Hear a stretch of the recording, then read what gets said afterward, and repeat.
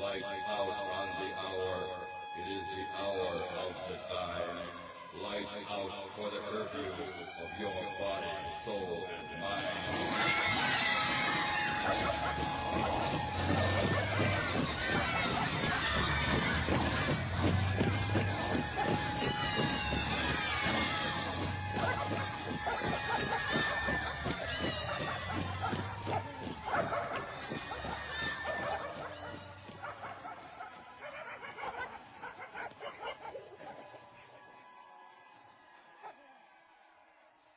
Hello, I'm William Cooper, and you're listening to the Hour of the Time, brought to you by Swiss America Trading. Well, some of you may know this already, but WWCR, the station that the Hour of the Time is normally broadcast over, was burned to the ground at about 2 a.m. Central Standard Time, Sunday morning, April 4th. There were only two people in the station at the time of the fire, a female employee and a local minister who was broadcasting a show from the station at that time. Now, arson is suspected, strongly suspected, I might add, simply because of several curious coincidences, if you can call them that. We don't believe that they are coincidences. Number one, the building went up in a conflagration. In other words, there weren't any smoking wires. There was no smell of smoke anywhere. It didn't sputter and spud. It didn't start in a corner and slowly burn through the building. The whole building went up in a conflagration, which is extremely unusual unless fires are set in several places. Also, the sprinkler system, which is gravity-fed from a very large holding tank, did not activate. I repeat, the sprinkler system did not activate. Also, something else happened that is more than just curious. Several of the local television stations had reporters with TV cameras on the scene before the fire department ever arrived, which seems to indicate that they were tipped off or had some prior knowledge that the fire was either in progress or was going to be set. No one will admit or acknowledge their prior knowledge. No one will tell us how they knew that the building was on fire in order for them to arrive before the fire department. But be that as it may, this show, because of that fire, was no longer able to broadcast worldwide as it had been doing for some time. And we have lost a lot of our listening audience out there, so if those of you who are listening can spread the word and let those who cannot listen know what is happening, that will give them some peace of mind. Now, I'm not a radio person, and you all know that. This is a tool that helps me educate the people of the world into what's coming in the future if we don't all wake up and become responsible and change it for the better. But our sponsor, Swiss America Trading, didn't want to lose their sponsorship of this show. Now, they care about what this show does. They care about the information that's being put out on this show. They believe in what I am doing. They believe in the Hour of the Time. When our friends at Swiss America Trading heard about the fire, they didn't desert us as most sponsors would and go looking for somebody else on some other radio show to sponsor. They went right to work finding us another place to broadcast. And within a matter of hours, folks, a new station was found, the one that you're listening to now, WRNO 7.395, thus making it possible for this program to continue to get the truth out to the people of the world. The people at Swiss America Trading stand behind this program, and I want you to stand behind them. Swiss America Trading deals in protecting their clients through non-confiscatable, non-reportable hard assets. Now, you've heard me inform you about the trouble this country is in, both politically and financially, and the time to act is now. Not later, when it's too late. Not later, when you can look in the mirror and say, boy, was I dumb for not taking care of business when I had a chance. The time to act is now. Call the experts at Swiss America Trading at 1-800-289-2646 right now. 1-800-289-2646. And have them show you how to protect yourself instead of relying upon someone else to do it for you. Because I guarantee you, if that's what you're doing, you're going to find yourself in deep, deep trouble. Call 1-800-289-2646. That's 1-800-289-2646. And mention my name, William Cooper, for a free newsletter on protecting your future. By protecting your future, you're keeping the future of this program alive and hopefully freedom for the world. Call today, 1-800-289-2646. That's 1-800-289-2646. And I'll repeat this information later in the program, folks. And when you call, give them your thanks for what they've done to keep this show on the air. Tonight's program is important, and I hope you have pen and paper by your side, because what I'm going to impart to you, I've said many, many, many times before, but I know there are many, many new listeners out there who have never heard this and don't know what's going on. And I know that those who have heard it before need constant reinforcement, because we tend to only remember about 10% of what we ever hear or see. Now, you've heard it from me. Tonight you're going to hear it from a different source through me. You see, I received a letter not too long ago from one of our CAGI members. This letter is dated March 8, 1993. And it says, Dear Mr. Cooper, Enclosed are the passport photos, personnel information sheet, press cards, and caddy agreement form in accordance with your instructions. Also enclosed is a copy of a newspaper article that I was able to get several newspapers to run. Included are some 30 pages of copied material to substantiate the information in the article. You see, our CAGI members, folks, are real heroes in my eyes. They're out there constantly digging and working to dig up facts, figures, and references and documentation that we use to bring you the truth of what's happening in the world. The truth that you're never shown on network TV, that you're never shown in the establishment television, that you never hear on establishment radio or in the print media. But you hear it on the hour of the time. And you might ask yourself, and you might ask your local media, your television stations, radio, why it is that you only hear it on the hour of the time. Now, this person, and I'm not going to give out his name. I never give out CAGI members' names unless they give me permission to do so. He says somehow we have got to get the people to understand that the federal debt does not exist. Now, I've told you that before. The reason I'm going to give it to you from his point of view is because he substantiated what I've told you before in his own investigations. And you've all heard me say this over and over again. Never believe anything that you hear on this show or on any other show from Dan Rather, from Chuck Harder, Tom Valentine, or Rush Limbaugh, from Ted Koppel, from the President of the United States, or even from your own mother, unless you can substantiate it with solid proof in your own research. If you're not willing to do the research, shut off your radio. You're wasting my time. He goes on, these private bankers have never loaned any existing money to the government. They have created it out of thin air. Perhaps this realization, once it soaks into the consciousness of enough Americans, can lead to the level of active participation needed to restore morality and sanity to our government. Although I had taught economics, and I better not give that out because it might tend to identify him, although I had taught economics for several years and was certainly aware of the money-creating role of the Federal Reserve, I didn't really understand the truth and consequences of the conspiracy until 1988.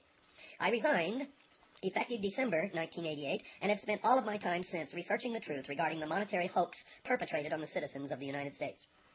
When one first begins to grasp the magnitude of the hoax, denial sets in. And I know that many of you out there listening are already doing that. He goes on, after all, how could the leaders of the United States have been taken in by such a ploy? Well, some out of ignorance and some out of greed. The reality, folks, is that a relatively small group of malevolent individuals have taken control of all gold and silver reserves of the United States and most other tangible wealth and left the citizens holding worthless pieces of paper or tokens worth less than 3% of their face value. The information contained in these enclosures is true and is sufficient to allow one to realize the following. Number one, the Federal Reserve creates money out of thin air to buy government bonds from the United States Treasury. They have never actually loaned any existing funds to the government. This being true, it is obvious that the citizens of the United States do not owe the owners of the Federal Reserve System. Rather, the owners of the Federal Reserve owe the citizens of the United States not only the unearned interest they have received since 1913, but also must return to the U.S. Treasury all of the gold and silver they have taken. The only portion of the national debt that is valid is for those government bonds purchased by individuals and organizations that do not have money-creating authority. 2. The Federal Reserve System is unconstitutional, and so is the fiat money issued by the system. 3. Majority stock of the Federal Reserve System is owned by foreign interests, and this has always been so. The United States government owns zero stock in the system. 4. Although the creation of the Federal Reserve System was supposed to stabilize money supply and prevent further panics, this has not been the case. The U.S. economy has experienced not only the Great Depression, but several other major recessions, including this one, folks, that destroyed many businesses and property owners, all caused by intended contractions of the money supply. At other times, the Federal Reserve's greatly expanded money supply to purposely increase inflation, thus transferring wealth from the citizens to themselves. As an example, between 1964 and 1988, real gross national product increased 102%, while money supply increased 388%. And any increase of money supply over gross national product growth is pure inflation. 5. The huge sums of unearned interest the owners of the Federal Reserve System have received has been used to subjugate millions of peoples around the world under corrupt dictatorships, most of them communist. 6. The Federal Reserve System has actually taken ownership and possession of all the gold and silver formerly owned by the United States Treasury. 7. Since the existing money supply system uses only instruments of debt, and only the Federal Reserve System issues those instruments, it is literally impossible for the United States to pay off its imaginary debt. For example, as of March 1992, total deposits in all United States banks was $2.546 trillion, and total currency in circulation was $0.284 trillion for a total deposits in currency of $2.830 trillion. The total imaginary federal debt as of fiscal year 91 was $3.502 trillion. The absurdity of the situation is readily apparent. There isn't enough money available to pay off the imaginary federal debt. And since the only way to obtain more money is to borrow it, obviously the government can never pay its imaginary debt under the existing system. If we add the $796 billion of consumer debt and the $346 billion state debt to the imaginary federal debt, one can see that the system is near collapse and will collapse soon unless the government restores a lawful and sane monetary system. It is indeed a pitiful sight to see United States congressmen, monetary officials, economists, and spokesmen for the president continue the deception that has almost destroyed the United States of America. To see these officials talk about tax increases and cutbacks in government programs for citizens in need of assistance, using the excuse of the federal debt, is an abomination, and it's a barefaced lie. I hope you have the time to study the enclosed material. There is a tremendous amount of additional information available, and more being published. Americans must awaken to the reality of the monetary hoax and demand repeal of the 1913 Federal Reserve Act. Then, reinstitution of a constitutional monetary system must be effected. Any assistance you can provide to assist in the exposure of the monetary hoax is appreciated. Thanks a lot. Sincerely, W.S. Now, folks, I've done many programs on the Federal Reserve and on the IRS, and I've told you what it is and what it does, and how the IRS operates as a collection agency for the Federal Reserve, and that neither one of them are agencies of the United States government, etc., etc., etc. So what you're going to hear, for those of you who have been listening to this program since its inception in May the 4th to be exact, of 1992, you may already know all of this, but I guarantee you there's parts of it that you're going to want to hear again. You're going to hear it from WS's point of view. A Taji member who has gone and dug it out for himself. He didn't rely upon me to tell him the truth. He went out and found the truth, and you can do the same thing. This article was printed in the Daily American Republic, Poplar Bluff, Missouri, Monday, February the 22nd, 1993, on page 4. And it's entitled, Be Our Guest. The Daily American Republic welcomes responsible viewpoints of current interest on issues affecting Poplar Bluff and surrounding communities. The DAR reserves the right to choose or reject submissions as it deems appropriate. Now, DAR in this instance means Daily American Republic and not the Daughters of the American Revolution, as some of you may erroneously believe. The article is entitled, Americans Should Know Truth About Deficit. Editor's note. W.S. taught economics before resigning in 1988. Since then, he has spent all his time researching the truth regarding the monetary hoax perpetrated on the citizens of the United States. And this is the text of the article. Listen closely, ladies and gentlemen, dear listeners. Quote, It is time for the leaders of the United States government to tell the people the truth about the deficits and the federal debt. The truth must be revealed to the people and corrective measures taken to repeal what then Congressman Charles Lindbergh called the worst legislative crime of the ages. This truth is so incredible that perhaps the best way to grasp the reality of it is to review some congressional testimony. Eustace Mullins, in Secrets of the Federal Reserve, states that, quote, on September 30th, 1941, before the same committee, the House Committee on Banking and Currency, Governor Eccles of the Federal Reserve was asked by Representative Patman, how did you get the money to buy those $2 billion worth of government securities in 1933? Eccles, we created it. Mr. Patman, out of what? Eccles, out of the right to issue credit money. Mr. Patman, and there is nothing behind it, is there, except our government's credit? Eccles, that is what our money system is. If there were no debts in our money system, there wouldn't be any money, unquote. Mullins exclaims, this is the most incredible part of the Federal Reserve operation, and one which is difficult for anyone to understand. How can any American citizen grasp the concept that there are people in this country who have the power to make an entry in a ledger that the government of the United States now owes them $1 billion, and to collect the principal and interest on this phony loan? As Congressman Patman puts it, quote, the Federal Reserve banks create money out of thin air to buy government bonds from the United States Treasury, lending money into circulation at interest, by bookkeeping entries of checkbook credit to the United States Treasury. The Treasury writes up an interest-bearing bond for $1 billion. The Federal Reserve gives the Treasury a $1 billion credit for the bond and has created out of nothing a $1 billion debt which the American people are obligated to pay with interest. Unquote. That is taken from Money Facts, House Banking and Currency Committee, 1964, page number 9, and anybody out there can look it up. To continue. Congressman Lewis T. McFadden, in a speech before Congress on Friday, June 10, 1932, stated this, Quote, Mr. Chairman, we have in this country one of the most corrupt institutions the world has ever known. I refer to the Federal Reserve Board and the Federal Reserve Banks. Some people think the Federal Reserve Banks are United States government institutions. They are not government institutions. They are private credit monopolies which prey upon the people of the United States for the benefit of themselves and their foreign customers. Those 12 private credit monopolies were deceitfully and disloyally foisted upon this country by bankers who came here from Europe and who repaid us for our hospitality by undermining our American institutions, unquote. Merrill Jenkins states in his book, called Money, the Greatest Hoax on Earth, quote, it is not who is perpetrating the evil that matters.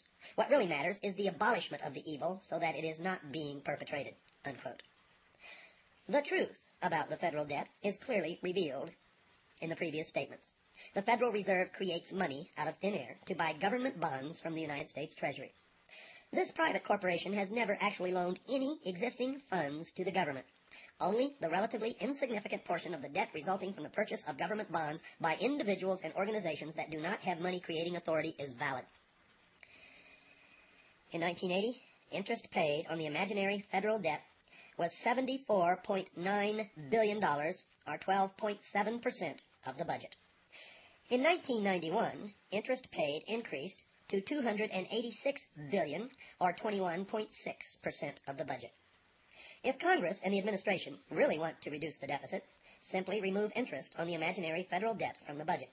In fact, with interest removed from the federal budget, you will find that in 1987, and in every year since, a surplus exists. Edwin Vieira, Jr., in Pieces of Eight, A Study in Constitutional Law, states on page 359, quote, any attempt to amend the nation's monetary system in the direction of constitutional ends, therefore, must ruthlessly expose, categorically repudiate, and absolutely extirpate the monetary usurpations and tyranny that Congress and the executive have perpetrated and the judiciary has condoned during the last half-century, unquote. The solution to the problem of the deficit and many other ills of our nation is the repeal of the 1913 Federal Reserve Act and reinstitution of a constitutional monetary system. I'll bet that woke you up, didn't it? Now, as I said, if you've listened to this program since its inception, some of you already know most of this.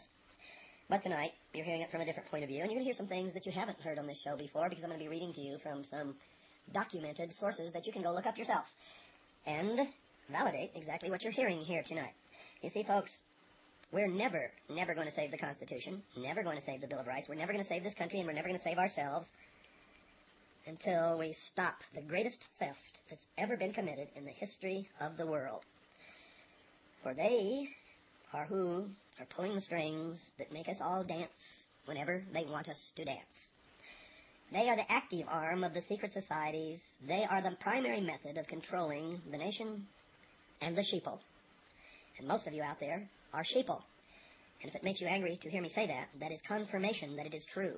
For those who are not sheeple know who they are and would never be angry at the statement because they know it's not meant for them. If it makes you angry, you are one of the sheeple, one of the people who cannot or will not use your intelligence and thus are nothing more than puppets on the end of a string.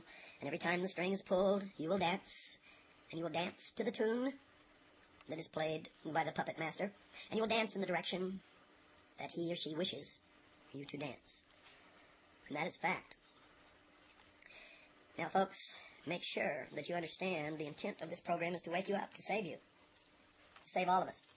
Hopefully, to preserve freedom for the world, for we're headed into a new world order, a totalitarian socialist government where we will all be slaves. Now I want you to listen carefully. You've all been calling, you've been writing, you've been asking me, how can I save my assets? Well, first let me tell you, folks, that if you don't save the Constitution and the Bill of Rights, you're not going to lose your assets, but you're going to lose your ass, and I don't mean the one out there in the barn. One way that you can preserve the value of what you have today is to call Swiss America Trading right now.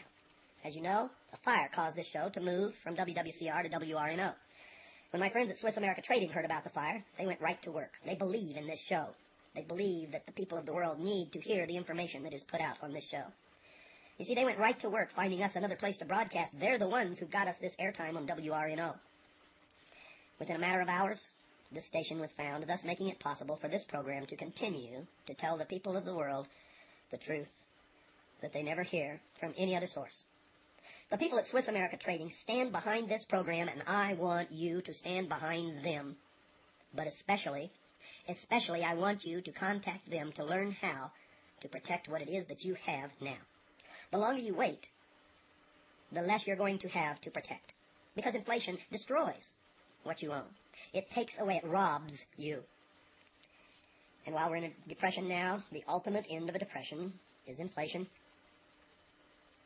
Swiss America Trading deals in protecting their clients through non-confiscatable, non-reportable hard assets. You've heard me inform you about the trouble this country is in, both politically and financially. And the time to act is now. Now, not later, when it's too late. Call the experts at Swiss America Trading at 1-800-289-2646. That's 1-800-289-2646, and have them show you how to protect yourself. Call 1-800-289-2646 and mention my name, William Cooper, for a free newsletter on protecting your future. For by protecting your future, you're keeping the future of this program alive, and I hope freedom for the world. Call today, 1-800-289-2646. Now, don't go away, folks. We've got to take a break. I'll be right back after this very short pause. That didn't take long. Now did it. Folks, if you followed my broadcast for any length of time, you know I have been bringing you news of the world without sponsorship. In part, I have been leery of allowing just any corporation to buy time on my show. I'm proud to announce a new alliance. Swiss America Trading Corporation and myself are committed to preparing my listening audience for the upcoming economic trauma. For over 11 years, Swiss America has been supplying over 10,000 clients with hard assets and constant information on how best to protect their assets. For a limited time, interested listeners can receive a complimentary newsletter if you mention my name, William Cooper, and ask for the information on protecting your future. Call 1-800-289-2646 and invest the time it takes to read one of the most important publications of our times. Call 1-800-289-2646 and do it right now. Folks, what I'm going to give you now comes from collective speeches of Congressman Louis T. McFadden as compiled from the Congressional Record. From Emissary Publications, their number is 503-824-2050. That's 503-824-2050. I'll read it one more time. Area code 503-824-2050. The name is Emissary Publications. The title is Collective Speeches of Congressman Louis T. McFadden as compiled from the Congressional Record. Their address is 9205 Southeast Clackamas Road, number 1776, Clackamas, Oregon, 97015. Call them and ask them for a free catalog because they have an awful lot of information there that you're going to want to purchase and read, and their prices are very reasonable. Now, this is from Chapter 16, entitled The Treacherous and Disloyal Conduct of the Federal Reserve Board and the Federal Reserve Banks, and this speech was given on Friday, June 10th, 1932. Now, you can look this up in the Congressional Record. You don't have to go to Emissary Publications to get this, but in the Congressional Record, you have to go through years and years and days of text of the Congressional Record where they have compiled all the speeches into one booklet. This is what it says in here. Now listen very carefully. Mr. Chairman, we have in this country one of the most corrupt institutions the world has ever known. I refer to the Federal Reserve Board and the Federal Reserve Banks. The Federal Reserve Board, a government board, has cheated the government of the United States and the people of the United States out of enough money to pay the national debt. The depredations and the iniquities of the Federal Reserve Board and the Federal Reserve Banks acting together have cost this country enough money to pay the national debt several times over. This evil institution has impoverished and ruined the people of the United States, has bankrupted itself, and has practically bankrupted our government. It has done this through the defects of the law under which it operates, through the maladministration of that law by the Federal Reserve Board, and through the corrupt practices of the moneyed vultures who control it. Some people think the Federal Reserve Banks are United States government institutions. They are not government institutions. They are private credit monopolies which prey upon the people of the United States for the benefit of themselves and their foreign customers. Foreign and domestic speculators and swindlers and rich and predatory moneylenders. In that dark crew of financial pirates, there are those who would cut a man's throat to get a dollar out of his pocket.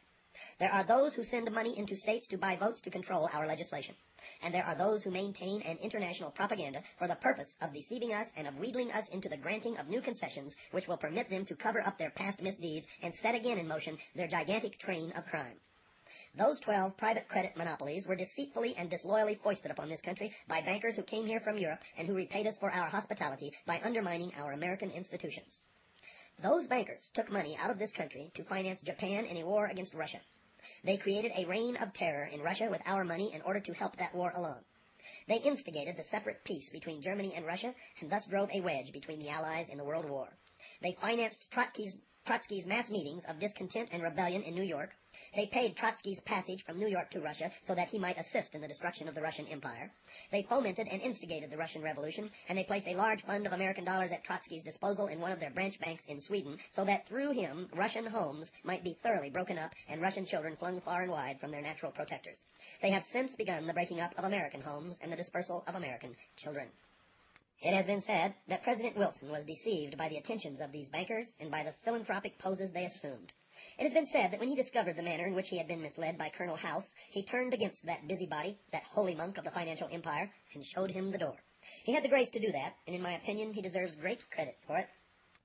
The next series of documentation comes from a book entitled Secrets of the Federal Reserve, The London Connection, Jekyll Island Edition by Eustace Mullins. You can also get this from Emissary Publications, 503-824-2050, 9205 Southeast Clackamas Road, number 1776, Clackamas, Oregon, 97015. Ask them for a free catalog, folks. What I'm going to read you first is from Chapter 5, The House of Rothschild, and this is paragraph 4.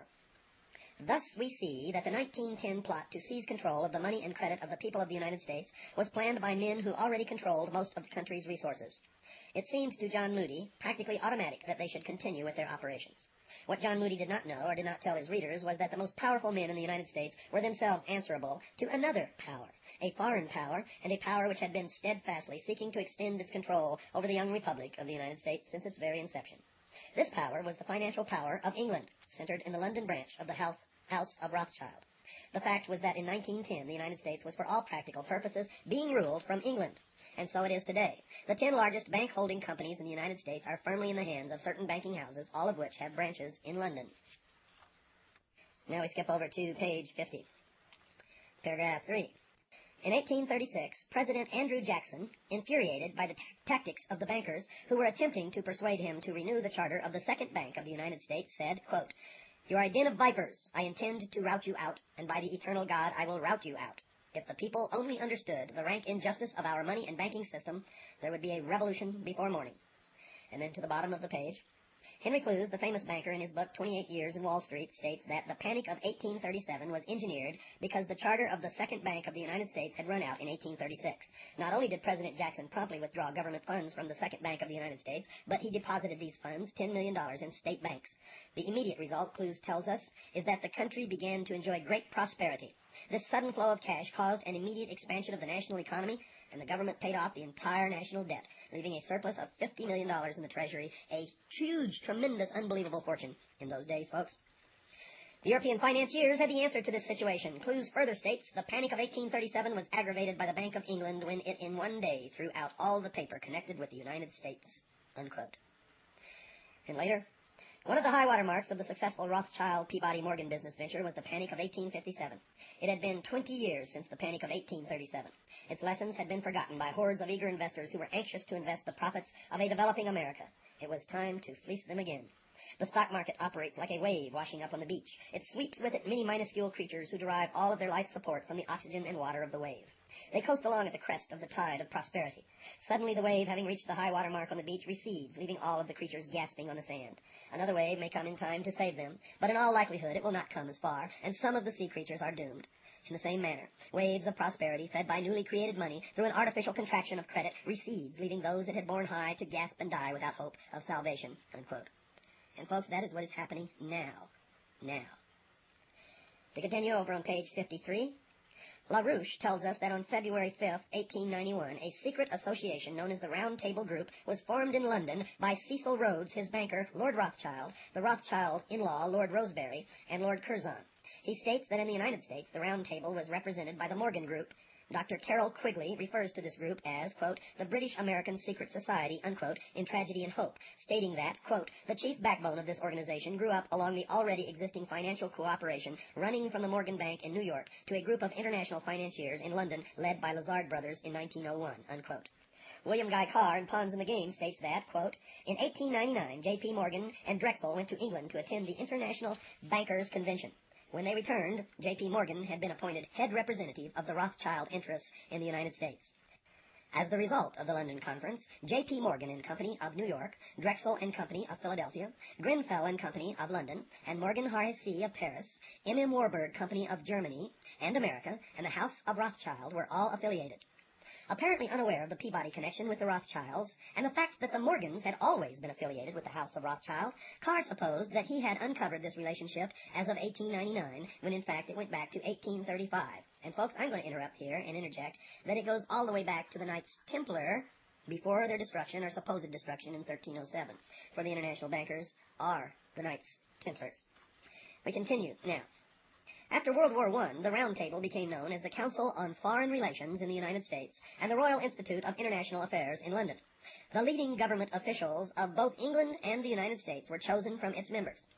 In the 1960s, as growing attention centered on the surreptitious governmental activities of the Council on Foreign Relations, subsidiary groups known as the Trilateral Commission and others representing the identical financial interests began operations, with the more important officials, such as Robert Russa, being members of all three groups. According to William Guy Carr in Pawns in the Game, the initial meeting of these ex officio planners took place in Mayor Amschel Bauer Goldsmith's shop in Frankfurt in 1773. Bauer, who adopted the name of Rothschild, or Red Shield, from the red shield which he hung over his door to advertise his business — the red shield today is the official coat of arms of the city of Frankfurt — was only 30 years of age when he invited 12 other wealthy and influential men to meet him in Frankfurt. His purpose was to convince them that if they agreed to pool their resources, they could then finance and control the world revolutionary movement and use it as their manual of action to win ultimate control of the wealth, natural resources, and manpower of the entire world. This agreement reached, Meyer unfolded his revolutionary plan. The project would be backed by all the power that could be purchased with their pooled resources. By clever manipulation of their combined wealth, it would be possible to create such adverse economic conditions that the masses would be reduced to a state bordering on starvation by unemployment. Their paid propagandists would arouse feelings of hatred and revenge against the ruling classes by exposing all real and alleged cases of extravagance, licentious conduct, injustice, oppression, and persecution. They would also invent infamies to bring into disrepute others who might, if left alone, interfere with their overall plans. Rothschild turned to a manuscript and proceeded to read a carefully prepared plan of action. 1. He argued that law was force only in disguise. He reasoned it was logical to conclude by the laws of nature, right lies in force. 2. Political freedom is an idea, not a fact. In order to usurp political power, all that was necessary was to preach liberalism, so that the electorate, for the sake of an idea, would yield some of their power and prerogatives, which the plotters could then gather into their own hands. Are you listening out there? 3. The speaker asserted that the power of gold had usurped the power of liberal rulers. He pointed out that it was immaterial to the success of his plan whether the established governments were destroyed by external or internal foes, because the victor had to, of necessity, ask the aid of capital, which is entirely in our hands.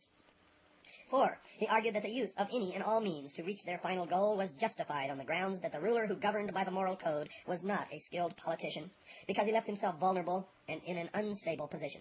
5. He asserted that, quote, our right lies in force. The word right is an abstract thought and proves nothing. I find a new right, to attack by the right of the strong, to reconstruct all existing institutions, and to become the sovereign lord of all those who left us the rights to their powers by laying them down to us in their liberalism, unquote. 6. The power of our resources must remain invisible until the very moment when it has gained such strength that no cunning or force can undermine it. He went on to outline 25 points. Number 8 dealt with the use of alcoholic liquors, drugs, moral corruption, and all vice to systematically corrupt youth of all nations. 9, they had the right to seize property by any means and without hesitation, if by doing so they secured submission and sovereignty. And that's happening now all over this country. 10, we were the first to put the slogans liberty, equality, and fraternity into the mouths of the masses, which set up a new aristocracy. The qualification for this aristocracy is wealth, which is dependent on us. 11, wars should be directed so that the nations engaged on both sides should be further in our debt. 12, candidates for public office should be servile and obedient to our commands so that they may be readily used. 13, propaganda. Their combined wealth would control all outlets of public information. And that is true in the United States today. 5 corporations own all the print, television, and radio media in this country, except for a very, very small minority of independent owners. 14, panics and financial depressions would ultimately result in world government, a new order of one world government, unquote. Someone once said that the wealth of Rothschild consists of the bankruptcy of nations. The great Soviet encyclopedia states, quote, the clearest example of a personal link-up, international directorates, on a Western European scale is the Rothschild family. Now, folks, those points that are credited to Amschel Rothschild were not of his doing at all, for they come from what are known as the protocols of the wise men of Zion. And they have been used to persecute the Jewish people throughout the ages. And I'm going to tell you right now that the Jewish people did not write the protocols of the wise men of Zion. They were written by the illuminati. Those who are illumined, the members of the secret societies who pit us all against each other, while they are maneuvering in the background in the shadows to enslave us all. To enslave us all. You had better be listening to me, and you had better understand what I am saying. For failure to do so will just result in the destruction of this country and of freedom for the world. And you will in fact become a slave in the New World Order. And if you are so stupid as to allow that to happen, then certainly you will deserve that fate. But there are many of us who do not deserve that fate, and we need you to help us prevent it. And in doing so, you will do yourself a favor. But don't take my word for it, folks. Look it up. Find it for yourself. Senator Robert L. Owen, testifying before the House Committee on Banking and Currency in 1938, said this, quote, "The powerful money interests got control of the Federal Reserve Board through Mr. Paul Warburg, Mr. Albert Strauss, and Mr. Adolph C. Miller, and they were able to have their secret meeting of May 18, 1920, and bring about a contraction of credit so violent it threw 5 million people out of employment. In 1920, that Reserve Board deliberately caused the panic of 1921. The same people, unrestrained in the stock market, expanding credit to a great excess between 1926 and 1929, raised the price of stocks to a fantastic point where they could not possibly earn dividends, and when the people realized this, they tried to get out, resulting in the crash of October 24, 1929. Governor W.P.G. Harding of the Federal Reserve Board testified in 1921 that, quote, "The Federal Reserve Bank is an institution owned by the stockholding member banks. The government has not a dollar's worth of stock in it," unquote. Are you listening? Do you care? At the House Banking and Currency Committee hearings on June 6, 1960, Congressman Wright Patman, chairman, questioned Carl E. Allen, president of the Federal Reserve Bank of Chicago. Patman: "Now, Mr. Allen, when the Federal Reserve Open Market Committee buys $1 million bond, you create the money on the credit of the nation to pay for that bond, don't you?" Allen: "That is correct." Patman: "And the credit of the nation is represented by Federal Reserve notes in that case, isn't it? If the banks want the actual money, you give Federal Reserve notes in payment, don't you?" Allen: "That could be done, but nobody wants the Federal Reserve notes." Patman: "Nobody wants them because the banks would rather have the credit as reserves. This is the most incredible part of the Federal Reserve operation, and one which is difficult for anyone to understand. How can any American citizen grasp the concept that there are people in this country who have the power to make an entry in a ledger that the government of the United States now owes them $1 billion and to collect the principal and interest on this non-existent phony loan? But we've been doing it for years, haven't we?" As Congressman Patman puts it, quote, "The dollar represents a $1 debt to the Federal Reserve System. The Federal Reserve banks create money out of thin air to buy government bonds from the United States Treasury, lending money into circulation at interest, by bookkeeping entries of checkbook credit to the United States Treasury. The Treasury writes up an interest-bearing bond for $1 billion. The Federal Reserve gives the Treasury a $1 billion credit for the bond and has created out of nothing a $1 billion debt which the American people are obligated to pay with interest. And you wonder what's wrong with this country, what's happening to the economy? Wake up, sheeple. Where does the Federal Reserve System get the money with which to create bank reserves? The answer: it doesn't get the money, it merely creates it. When the Federal Reserve writes a check, it is creating money. The Federal Reserve is a total money-making machine. It can issue money or checks. One of the most important factors to remember in this connection is that the supply of money affects the general level of prices. The cost of living index, and money supply are parallel. The Federal Reserve's major function is to determine the money supply. It has the power to increase or decrease the money supply at any rate it chooses, and destroy millions of people with the swipe of a pen. On September 30th, 1941, before the same committee, Governor Eccles was asked by Representative Patman, "How did you get the money to buy those $2 billion worth of government securities in 1933? Eccles: "We created it." Mr. Patman: "Out of what?" Eccles: "Out of the right to issue credit money." Mr. Patman: "And there is nothing behind it, is there, except our government's credit?" Eccles: "That is what our money system is. If there were no debts in our money system, there wouldn't be any money." And now, let me put the nail in the coffin. I'm going to read you one paragraph from the Federal Reserve System, its purposes and functions, printed by the United States of America, Washington, in 1939 by the United States Government Printing Office. And on the front of this, it has the seal of the Board of Governors of the Federal Reserve System. And on page 85, I quote, "Federal Reserve Bank credit, therefore, as already stated, does not consist of funds that the reserve authorities get somewhere in order to lend, but constitutes funds that they are empowered to create," unquote, end of subject. Nail in the coffin. And if you don't understand what's happening to this country now, nobody can help you ever. Wake up, sheeple. The answer is in front of our nose. Now, if you want to save your ass and your assets, help us save the Constitution and the Bill of Rights. We've got to get rid of the Federal Reserve and the IRS. If you want to save your assets, call Swiss America Trading. As you know, folks, a fire caused us to move. And when my friends at Swiss America Trading heard about the fire, they went right to work, finding us another place to broadcast right here on this station at this time. Within a matter of hours, they found this station, thus making it possible for this program to continue to get the truth out to the rest of the world. The people at Swiss America Trading stand behind this program, and I want you to stand behind them. Swiss America Trading deals in protecting their clients through non-confiscatable, non-reportable hard assets. You've heard me inform you about the trouble this country is in, both politically and financially. The time to act is now. Call the experts at Swiss America Trading at 1-800-289-2646 and have them show you how to protect yourself. Call 1-800-289-2646. And mention my name, William Cooper, for a free newsletter on protecting your future. By protecting your future, you're keeping the future of this program alive and freedom for the world. 1-800-289-2646. Good night, and God bless you all.